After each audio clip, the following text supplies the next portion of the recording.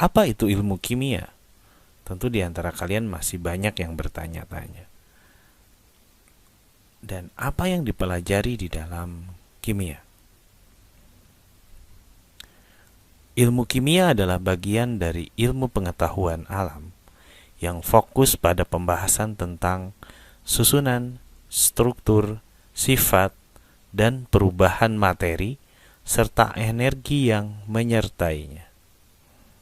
Dari kalimat definisi ilmu kimia ini, ada satu kata kunci yang menjadi pokok bahasan utama di dalam ilmu kimia, yaitu materi.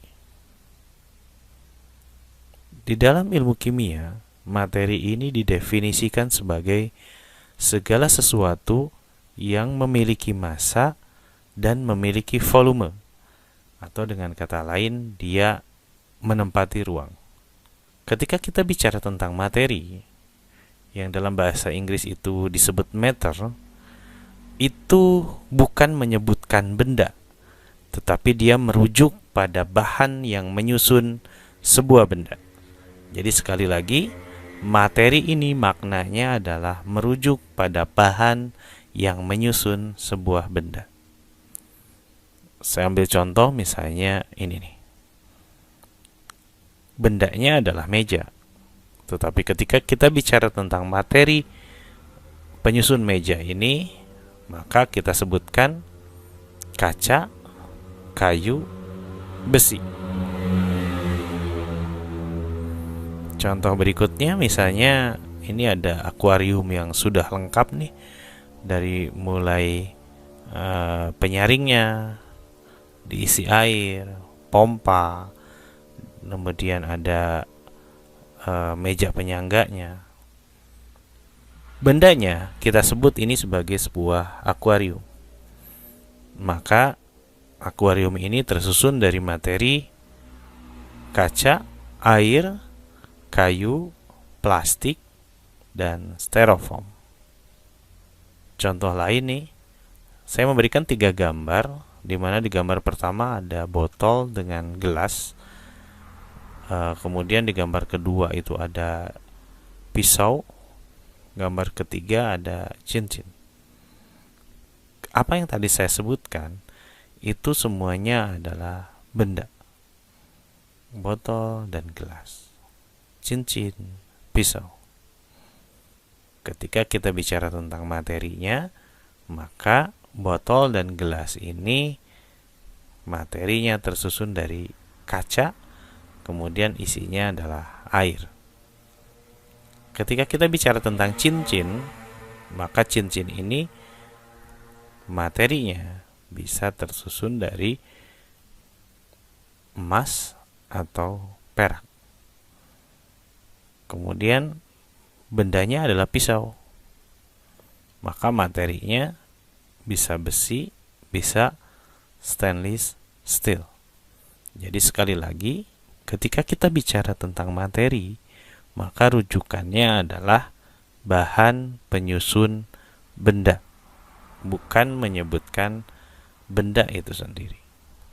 Materi itu berdasarkan wujudnya terbagi menjadi 3. Ada yang berbentuk padat, ada yang cair, ada yang gas. Contohnya, misalnya yang padat itu ada batu, yang cair itu ada air murni, yang gas ini adalah misalnya udara yang ditiupkan ke dalam balon.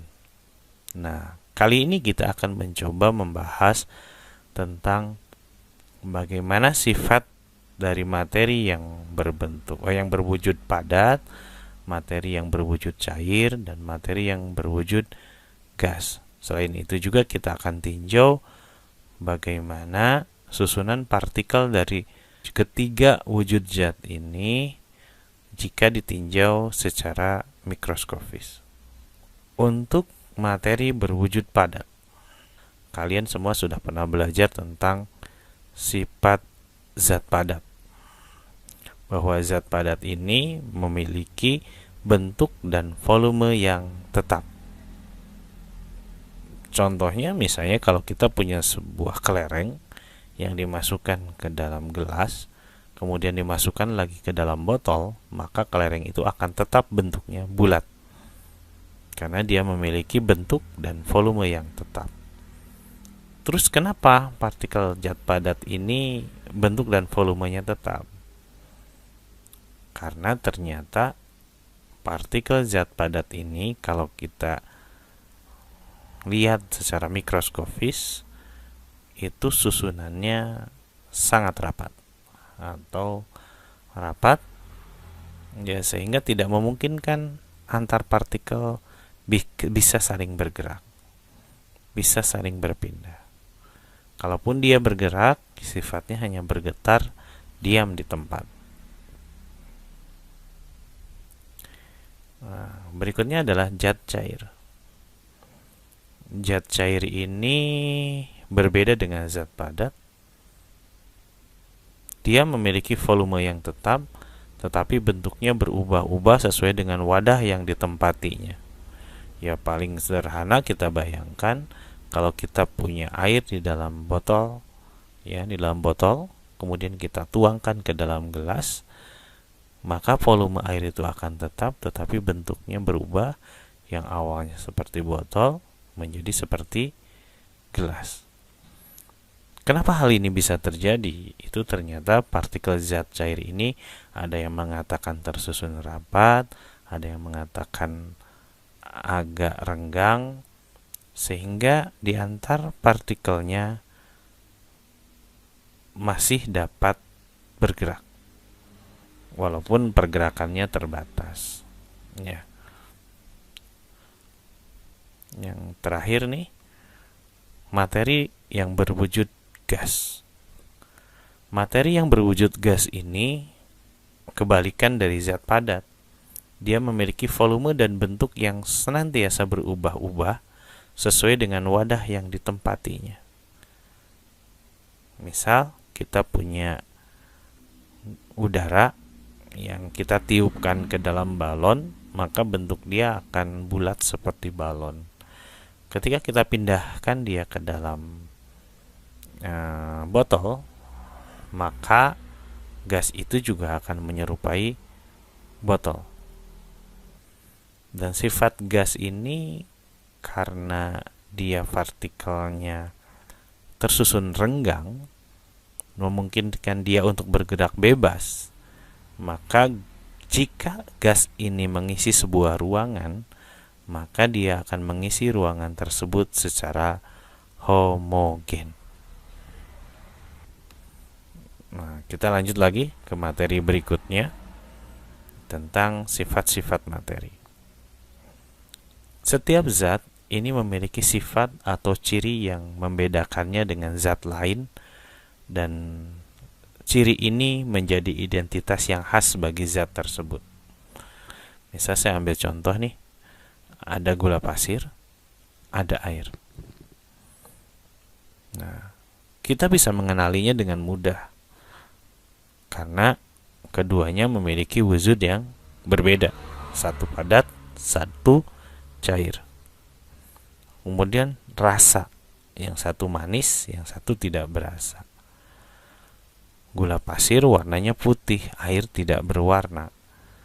Kemudian ketika dipanaskan, gula ini akan terurai. Awalnya karamel, kemudian berubah jadi arang.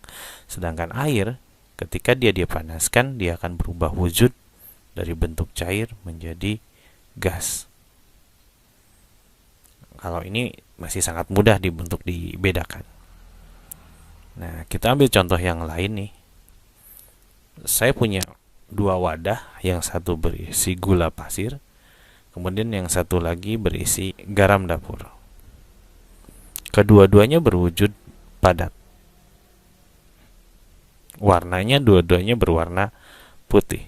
Sehingga kalau berpatokan terhadap wujud dan warna, itu tentunya tidak bisa dibedakan. Tetapi dengan sifat berikutnya, misalnya rasa, gula manis, garam asin. Nah, kemudian saat dipanaskan, gula akan berubah menjadi karamel, kemudian arang, dia akan terurai. Tetapi garam ketika dipanaskan sampai capai titik lelehnya, dia hanya akan meleleh tetapi tidak merubah sifatnya. Contoh berikutnya, saya punya dua zat cair nih, yang satu air, yang satu lagi adalah alkohol. Dua-duanya berwujud cair. Dua-duanya juga tidak berwarna. Jadi kalau kita membedakan berdasarkan sifat itu saja, maka yakin kita tidak akan bisa membedakannya. Tapi ternyata kedua zat ini memiliki rasa yang berbeda. Kemudian air memiliki titik didih 100 derajat Celcius, sedangkan alkohol 78 derajat Celcius. Sehingga alkohol sangat mudah sekali menguap dibandingkan dengan air. Kemudian air tidak terbakar, sedangkan alkohol sifatnya mudah terbakar. Nah, jadi ketika kalian mengamati sifat-sifat ini, ternyata sifat-sifat yang ada di dalam suatu zat itu menjadi identitas yang khas bagi zat tersebut, sehingga kita bisa mengenalinya dengan mudah.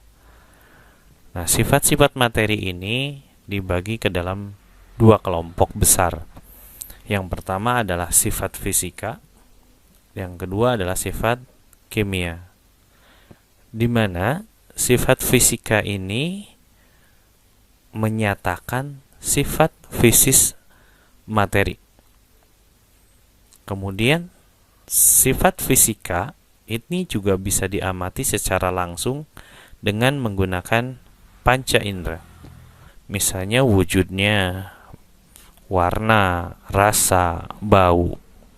Kemudian ada titik beku, titik leleh, titik didih, kalor jenis, massa jenis, indeks bias, dan yang lainnya.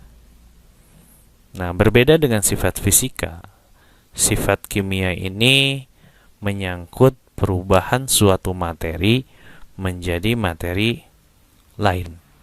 Sehingga sifat kimia ini bisa diamati apabila materi tersebut telah mengalami perubahan atau materi tersebut telah mengalami reaksi. Contohnya misalnya suatu bahan itu bisa dikatakan beracun, itu tentunya tidak bisa ditebak-tebak, tapi memang sudah diuji cobakan. Suatu bahan mudah berkarat atau tidak, itu berarti harus disimpan sekian hari atau sekian jam, baru kemudian akan terlihat reaksinya. Suatu bahan mudah terbakar, itu kalau sudah kita coba mereaksikan bahan tersebut dengan api. Kemudian suatu bahan ini dapat menghasilkan gas atau tidak, suatu bahan ini mudah busuk atau tidak, itu tidak bisa diamati langsung, tetapi harus menunggu sampai kemudian terlihat ada sebuah perubahan. Di dalam sifat fisika itu ada beberapa istilah, diantaranya titik didih. Nah, titik didih ini sebetulnya menunjukkan suhu di mana suatu zat cair berubah menjadi wujud gas. Contohnya misalnya tadi disebutkan ada titik didih air 100 derajat Celcius, kemudian titik didih alkohol 78 derajat Celcius, kemudian titik beku. Titik beku ini menunjukkan suhu di mana suatu zat cair berubah menjadi wujud padat. Contohnya misalnya air memiliki titik beku 0 derajat Celcius dan kemudian dia akan membentuk es. Nah, titik leleh adalah suhu di mana suatu zat padat berubah menjadi wujud cair. Ini adalah titik leleh ini suhu di mana suatu zat padat berubah menjadi wujud cair. Contohnya titik leleh besi itu 1538 derajat Celcius. Ada lagi tadi disebutkan kalor jenis. Kalor jenis itu adalah jumlah kalor yang dibutuhkan untuk menaikkan suhu 1 gram zat sebesar 1 derajat Celcius. Kemudian ada massa jenis atau istilah lainnya densitas atau rapatan. Ini adalah pengukuran massa setiap satuan volume benda Semakin tinggi massa jenis suatu benda, maka semakin besar pula massa setiap volumenya. Di soal yang pernah diberikan itu ada di mana kalian diminta untuk membedakan sifat bensin dan minyak tanah. Bapak menemukan ternyata apa yang kalian lakukan untuk mengamati sifat bensin dan minyak tanah itu bukan pengamatan langsung menggunakan panca indera. Yang ada adalah malah sibuk mencari di referensi dengan search di Google atau membaca di buku. Padahal yang diharapkan adalah kalian cukup mengamati secara langsung apa yang terlihat, apa yang menjadi pembeda antara bensin dengan minyak tanah. Nah, contoh nih, warna. Bensin kita bisa amati, dia warnanya kuning jernih. Minyak tanah, ini kalau yang non subsidi itu coklat jernih, kalau yang subsidi itu bahkan warnanya biru jernih. Kemudian bau. Bensin ini khas bau bensin, sedangkan minyak tanah juga baunya khas minyak tanah. Kemudian Anda juga bisa tahu kalau yang namanya bensin itu dari jarak jauh saja sudah tercium baunya. Kenapa? Karena bensin mudah menguap. Suatu zat mudah menguap atau tidak, itu dilihatnya adalah dari besarnya titik didih. Dan ternyata kita baru tahu nih, titik didih bensin itu ada di kisaran 70 sampai 140 derajat Celcius, sedangkan minyak tanah 180 sampai 250 derajat Celcius. Sehingga kenapa bensin itu dari jarak sekian meter itu sudah tercium. Dan kenapa bensin tidak digunakan sebagai bahan membakar untuk menyalakan kompor? Karena sifat dari bensin ini yang mudah menguap. Nah, sehingga kalau dibilang dua-duanya mudah terbakar, tetapi bensin lebih mudah terbakar dibandingkan dengan minyak tanah. Ya, jadi jangan terlalu jauh berpikiran bahwa apa yang ditugaskan itu harus nyari di buku, harus search di Google gitu. Enggak. Kalian belajar pengamatan langsung dari apa yang kalian dapatkan di lingkungan sekitar kalian. Nah, kemudian kemarin juga kalian disuruh membedakan tentang apa bedanya besi dan aluminium. Padahal ini sangat dekat sekali dengan kehidupan kalian. Lihat aluminium ya alat masak di rumah. Ketika besi ingat palu atau tukul atau paku gitu. Nah, kalau lihat kalian amati ini, tentunya perbedaannya sangat banyak. Ya, yang pertama ya warna. Besi ini abu-abu mengkilap, sedangkan aluminium itu silver mengkilap. Kekerasan. Besi ini keras dan kaku, sedangkan aluminium ini agak lunak dan mudah dibentuk. Nah, kemudian kalau kalian mau search boleh nih. Kalau zat padat ini kaitannya dengan titik leleh. Kalau zat cair tadi kan titik didih nih. Nah, kalau titik lelehnya ternyata besi 1538 derajat Celcius, sedangkan aluminium itu adalah 660,3 derajat Celcius. Jadi aluminium ini jauh lebih rendah dibandingkan dengan besi. Yang keempat adalah massa jenis.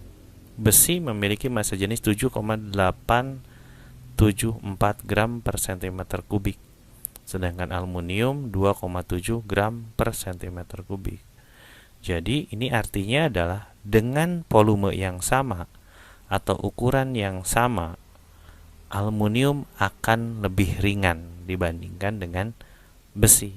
Terakhir nih, mudah rusak karena korosi. Besi itu sangat mudah berkarat dan cepat rusak, tetapi aluminium tahan karat. Baik, itu tadi pembahasan tentang materi, pembagian materi berdasarkan wujudnya, kemudian sifat materi.